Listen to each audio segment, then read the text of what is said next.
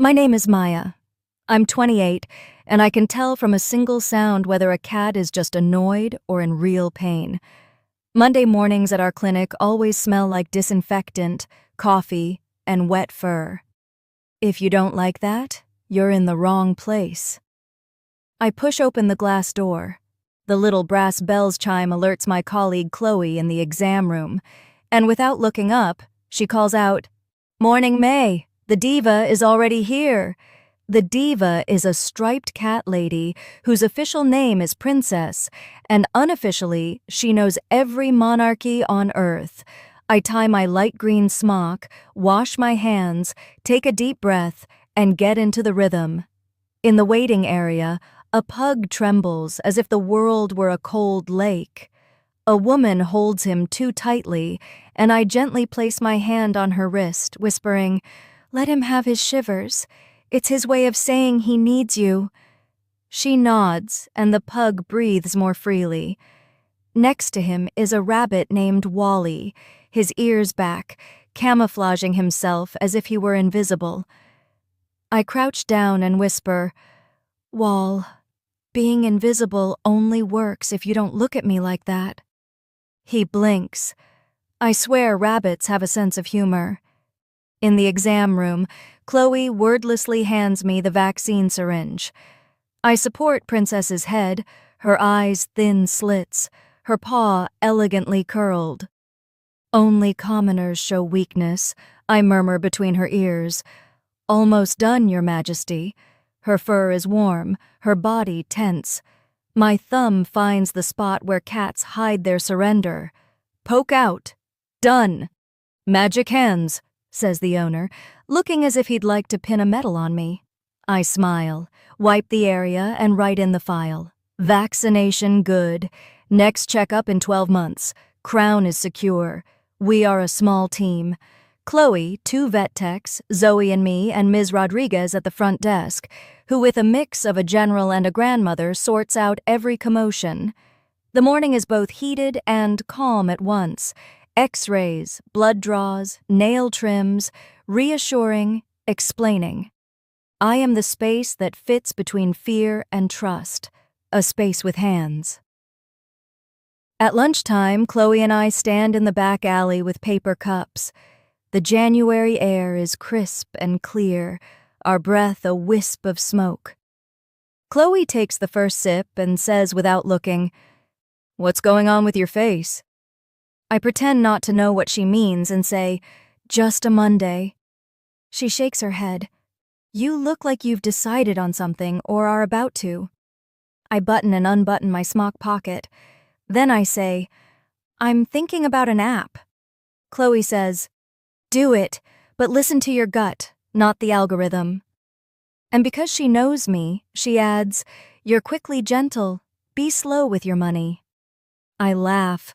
"Where's the money coming from?" She says, "Free men with big dreams sometimes have small bank accounts." I say, "Cynical." She says, "Experienced." That afternoon, Vanessa appears in the doorway, places 2 macarons on my counter like confetti, and says, "Emergency ration." Vanessa is a police officer, my best friend for 12 years. Her eyes are bright and alert. Her voice can be as soft as silk or as hard as steel. She looks right at me. "You?" I lift a shoulder. "Maybe an app."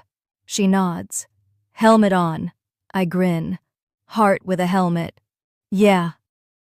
"And if you fall, fall on me," she says, tapping her uniform as if it were an airbag. I pack the macaroons away so Ms. Rodriguez doesn't confiscate them and promise, "I'll call you before any chapter of foolishness." The workday is over. The stable smells of hay, of breath, of earth.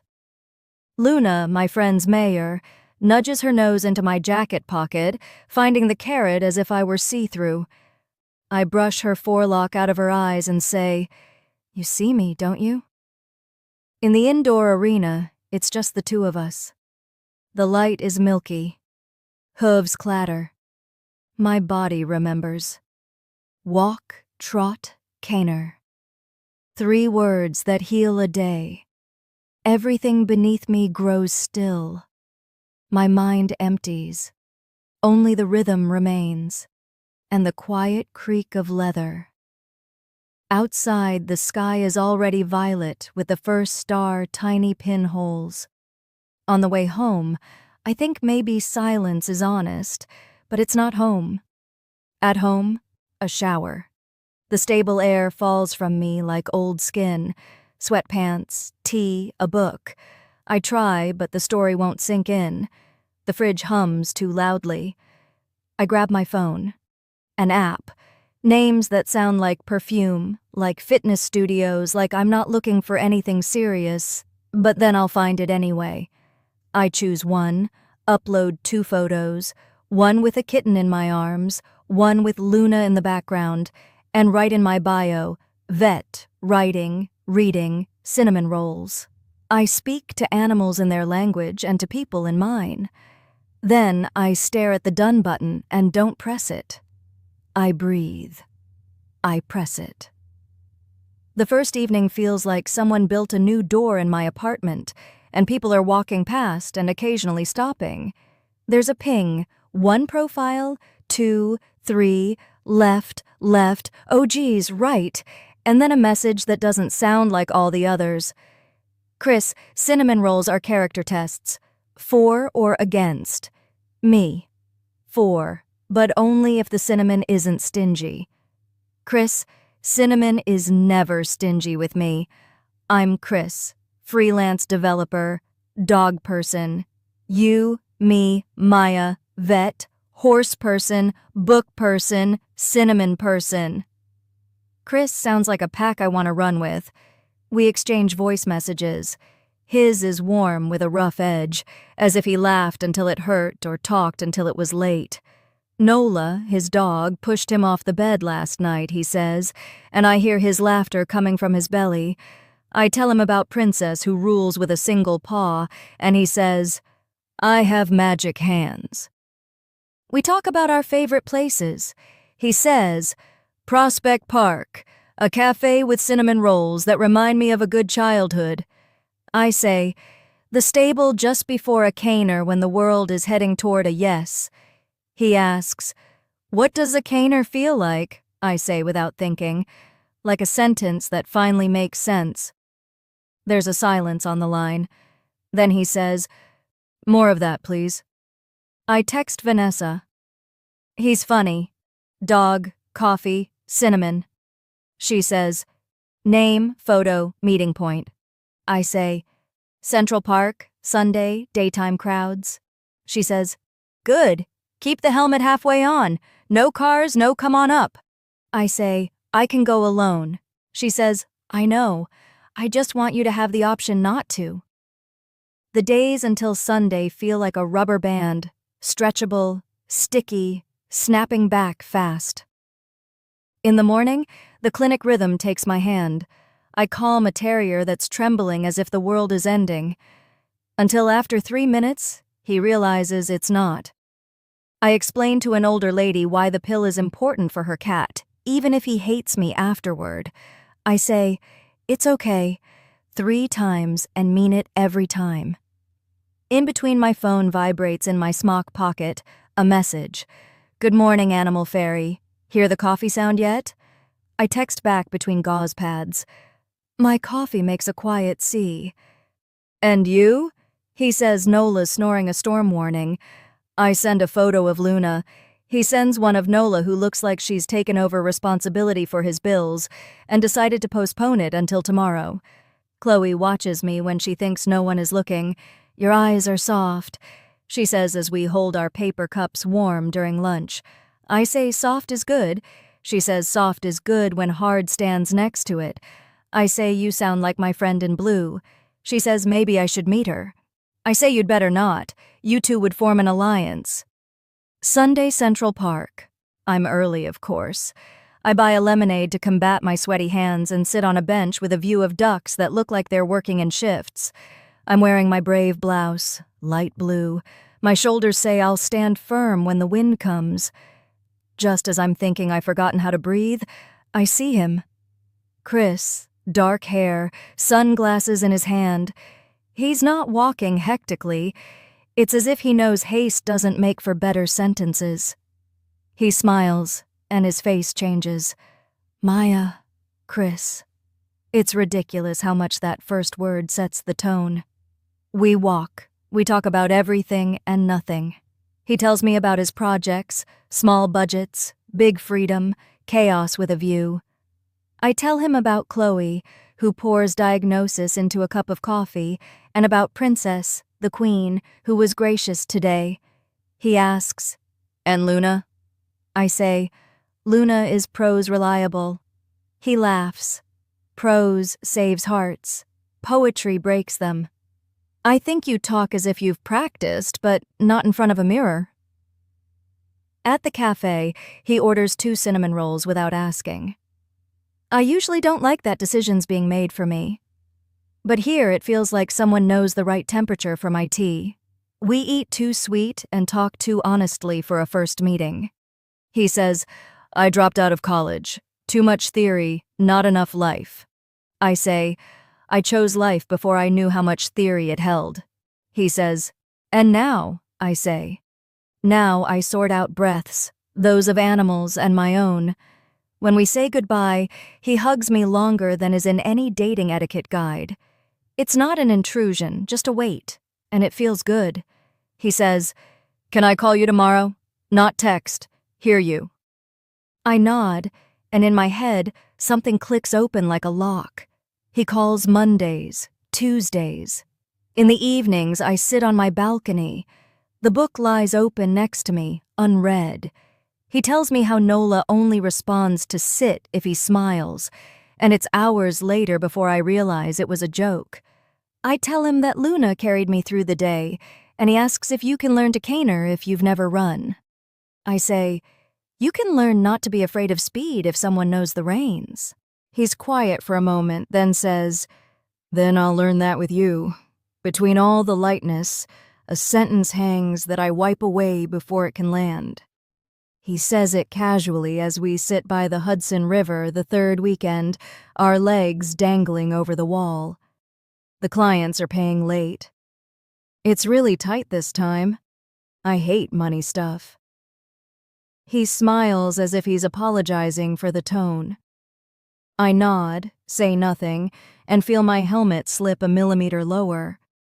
Later, he says it's embarrassing to talk about it so early. He has a small hole next week. He doesn't want to burden me. He just wanted to be honest. And I, who speak animal languages fluently and have learned human language, hear myself say, "What do you need?" and am startled by my own words. He waves it off. "I'll figure it out. I don't want you to confuse me with numbers. I like you. I don't want you to think I'm—" He trails off, unable to find the words. I nod. We let the stone lie in the water as if it were sinking. At home, I text Vanessa. He's great. He's honest. He's got money stress, but nothing dramatic. She texts back, eyes open, helmet halfway on, nothing more. I put my phone away, read 3 pages, and the next morning, I don't remember what was on them. Monday, the clinic again smells of wet fur and coffee. I hold a paw that's shaking, and I think it's a miracle how much bodies respond to voices. I say softly, "It's okay," and feel that I need to hear it myself. Chloe sees this and just raises an eyebrow. "Soft is good," she says as I walk past her. "But soft is not the same as compliant." I reply, "I know, and somewhere inside me I really do. But knowing isn't a handrail when you're dancing on your own free will." That evening at the stable, Luna snorts as if to say, "Get back in your rhythm." I saddle her slowly, as if I could tie time in a knot. Outside on the dirt path, the first trot, the loose murmur of birds that know their way home. I think I can hold on and let go. I can hold on and let go. I can hold on. And if I let go this time, it's only when the ground is solid. A story begins within me, one I can't yet predict. It smells of cinnamon and herbal soap, sounds like Al Green on a too low volume, and feels like a hand on my hip asking this way. I nod, and I have no idea how expensive saying yes can be when someone has learned to write bills from it. Tuesday started like any other. Miss Rodriguez sorted invoices at the front desk. Chloe sipped from her no coffee, no diagnosis mug, and I held the paw of a nervous German shepherd who was pretending the world was a monster. Nothing special, I thought. And then my phone vibrated in my smock pocket. 2 short, 1 long, the tone I set for new contacts. I glanced at the screen as Chloe examined the dog. Chris, it said, a name that felt like a stone thrown into water. Small, but the ripples were bigger than I thought. After the exam, I ducked into the hallway and typed, "Good morning, you're up early." His reply came instantly. Just wanted to see if the animal fairy was awake yet. I laughed softly, typing back, "Vate sounds less like a Disney character." He sent a voice message, his voice a little sleepy but warm. "Okay, then how about vet fairy with a smock? Fits better? Do you have a lot of patients today?" I listened to it twice before I answered. In the afternoon, as I groomed Luna and she impatiently stamped her hoof, my phone rang again. "Tell me about your horse, Beau," he wrote. I sent a photo of Luna, her nostrils almost nudging the phone out of my hand. Her name is Luna. She does what she wants unless I'm paying closer attention. He wrote, "She looks smart and stubborn like you." I replied, "I'm not stubborn." He wrote, "Then you're smart, even better." I laughed so loudly that Luna laid her ears back as if to say, "Humans." Later that evening, we talked on the phone for the first time for an extended period. I sat on the balcony, a blanket around my shoulders, my teacup steaming in my hand. "So, how was your day?" he asked. "Lots of fur, not much of a break. You?" "Chaos. 3 inquiries, 2 rejections, 1 coffee maker that exploded. Classic Tuesday." "Exploded?" "Well, it sprayed me with boiling water. Felt like war." I had to laugh. "And how did you survive?" "With dignity and bandages." His voice made it easy to follow along. We talked about music, about books, about places we liked. He told me about a small cafe in Prospect Park where the cinnamon rolls were supposedly the best in the city. "I'll show you," he said. "Sunday Central Park. And after that, cinnamon rolls. Deal." I nodded even though he couldn't see it. Deal. The next morning at the clinic, Chloe looked at me while I was calming a cat who felt like a vibrating engine. "What's up with you, Maya? You're smiling at the drawers." "Nothing," I said too quickly. She raised an eyebrow. "Nothing usually means something," I bit my lip. "Maybe someone." "Aha," she grinned. "Then keep your head while your heart runs." That evening, I met Vanessa at our regular cafe. She was off duty, her uniform jacket still draped over her chair, and she ordered her usual double espresso. "You look happy," she said, looking at me with that gaze that always knew more than I was saying. I told her about Chris, about our messages, about the dog who supposedly runs the house. Vanessa pushed her espresso aside. "Maya, be careful. Anyone can be anything online."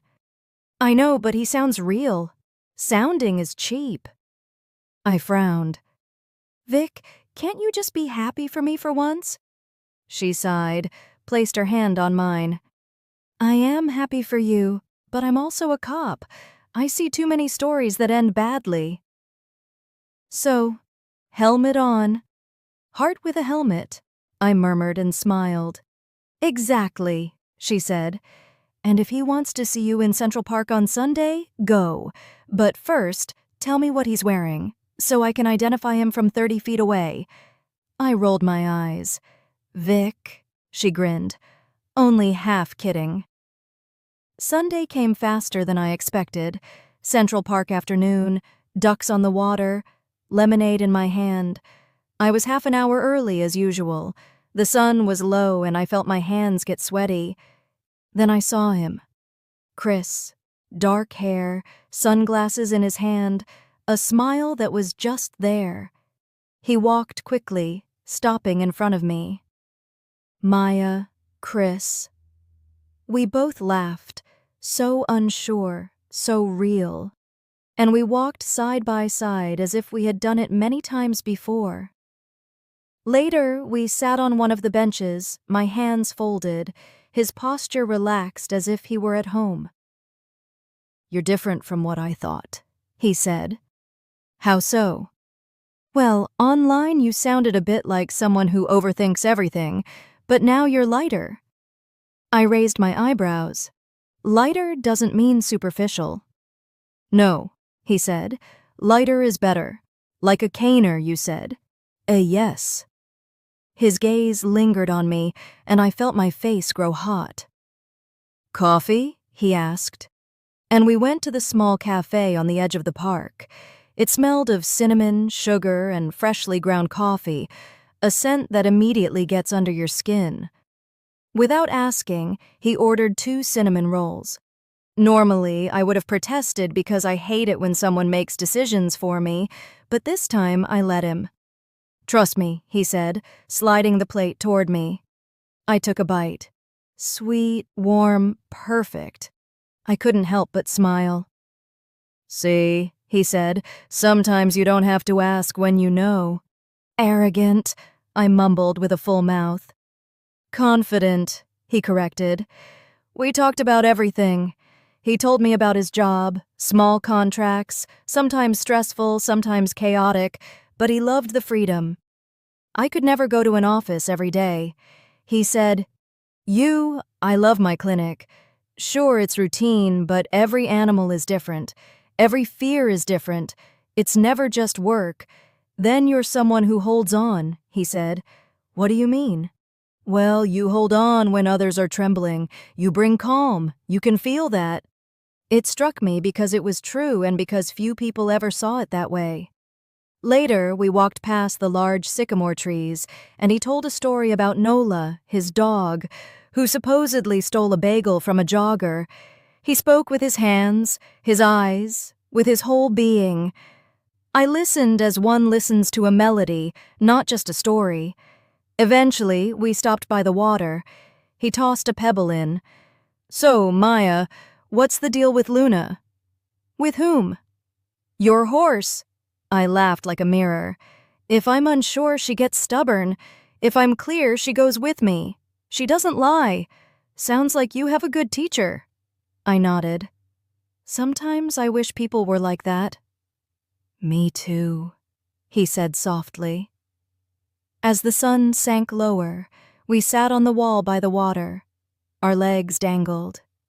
We were silent for a moment, and it wasn't an awkward silence. I heard the birds, the children, the distant hum of the city, and next to it, his breath. "Can I call you tomorrow?" he asked suddenly. "Call, not text?" "I want to hear you laugh. Texting isn't enough." I looked at him, and he looked at me, and in that gaze there was so much courage and uncertainty at once that I could only nod. "Okay," he grinned, stood up, and held out his hand to me.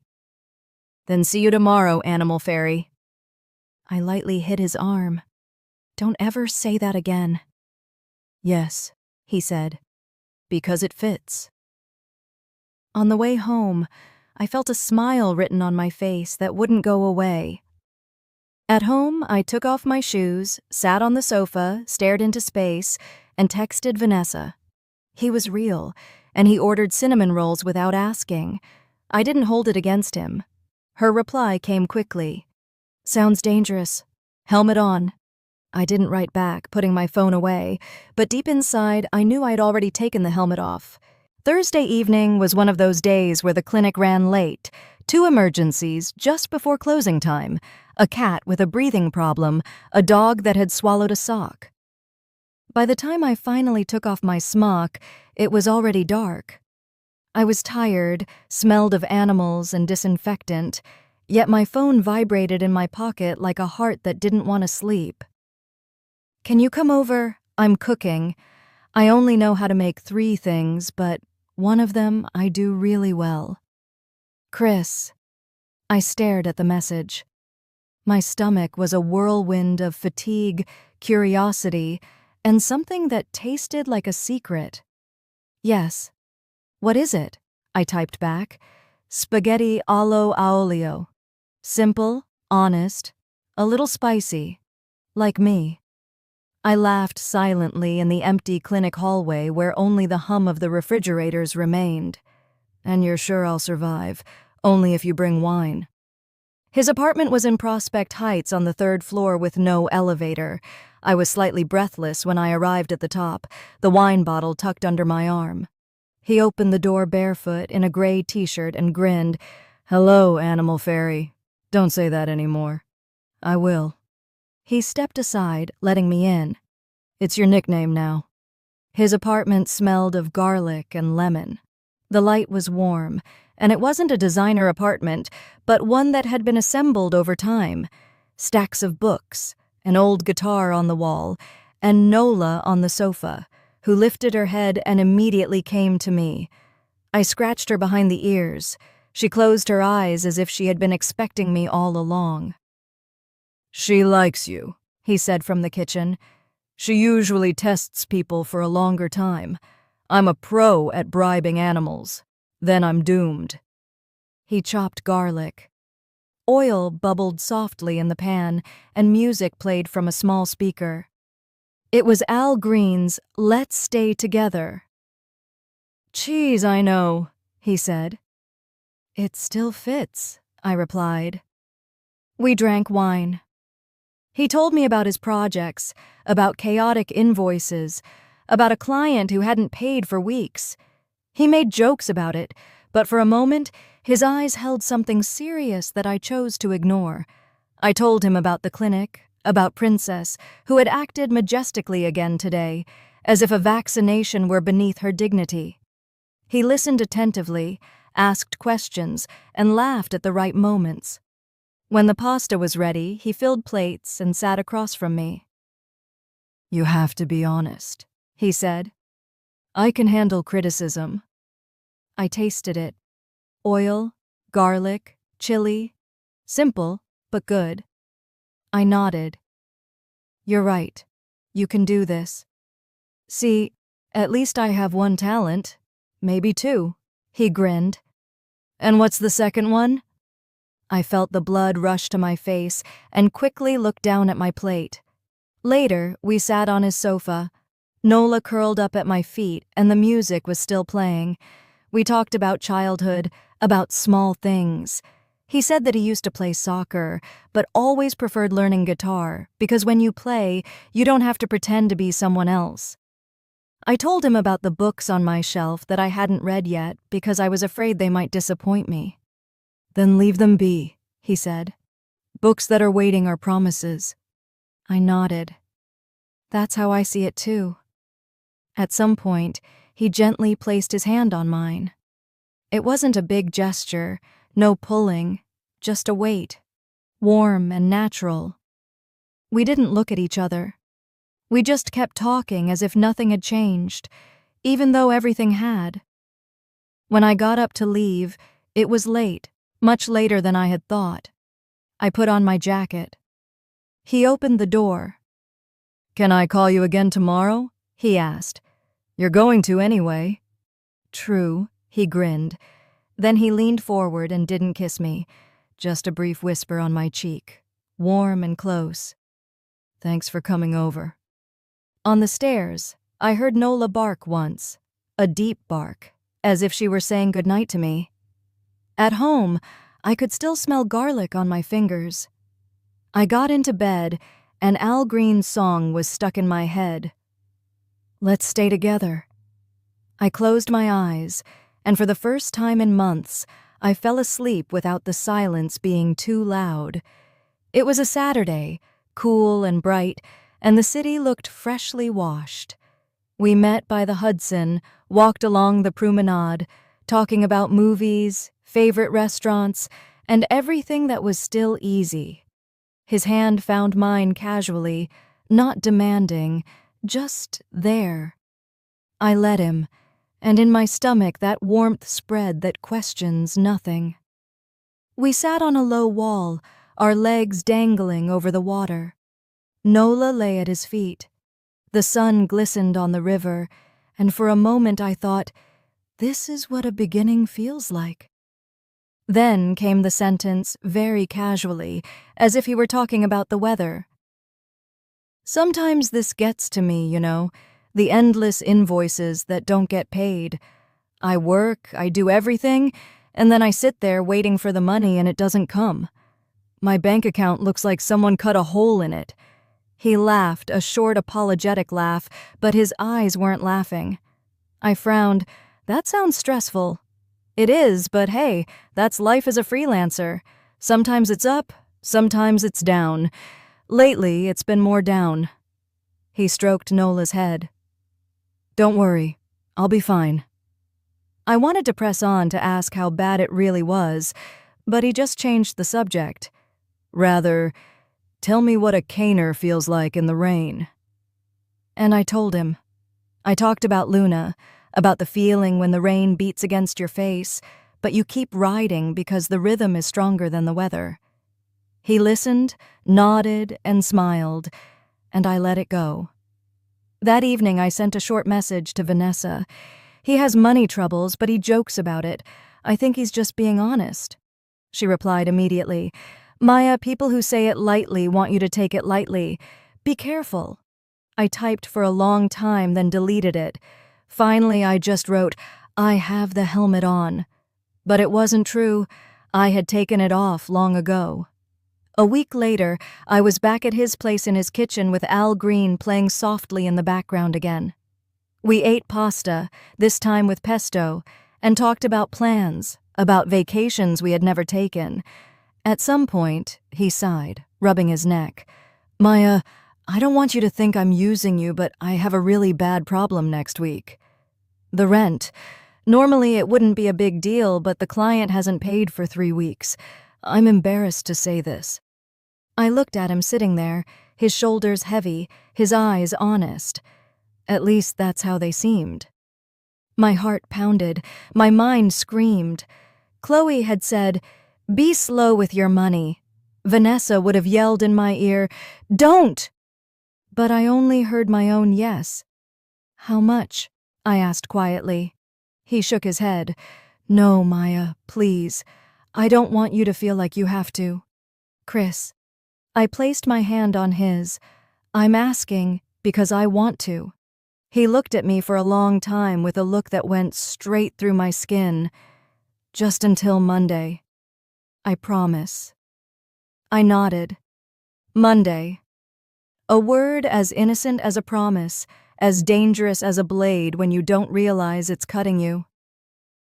At home, in my bed, I tossed and turned.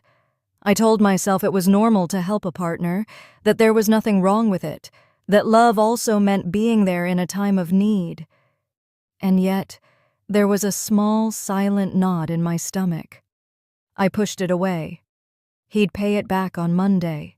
Monday came, and with it the unease that had settled in my stomach the night before.